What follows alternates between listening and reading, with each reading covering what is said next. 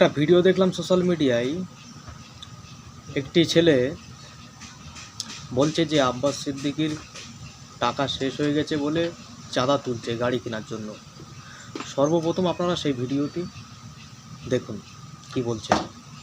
ধান্দা কি জানেন?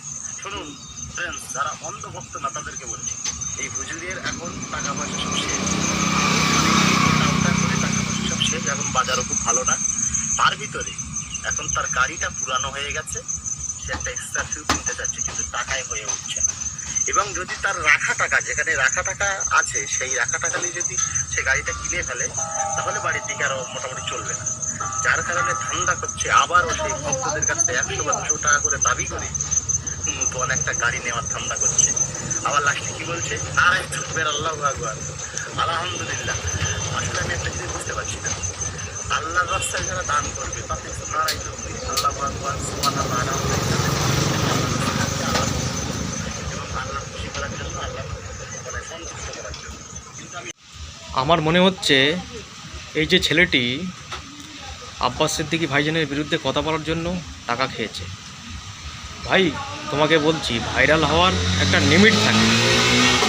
এই যে এই ভাইটি ভাইরাল হতে পারছে না বলে আব্বাস সিদ্দিকী ভাইজানের বিরুদ্ধে কথা বলে ভাইরাল হওয়ার চেষ্টা করছে, কিন্তু ভাইরাল হতে পারবে না।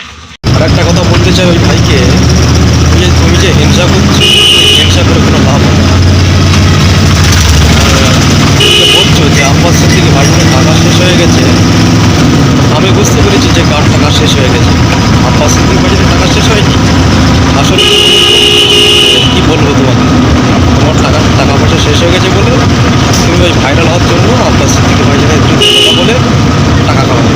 তোমার টাকাটা শেষ হয়ে গেছে বলে কীভাবে টাকা কামাবো ওই চেষ্টা করছো তুমি। আব্বাস সিদ্দিকী ভাইজানের বিরুদ্ধে কথা বলে টাকা কামানোর চেষ্টা করছো, সেটা আমরা বুঝতে পেরেছি। আব্বাস সিদ্দিকী ভাইজানের টাকা শেষ হয়নি, টাকার অভাব নেই আব্বাস সিদ্দিকী। তুমি বলছো আব্বাস সিদ্দিকীর টাকা পয়সা শেষ হয়ে গেছে, গাড়ি কেনার জন্য চাঁদা তুলছে। আব্বাস সিদ্দিকী মনে করছে হাজারো লাইনে খারাপ থেকে দিতে পারবে।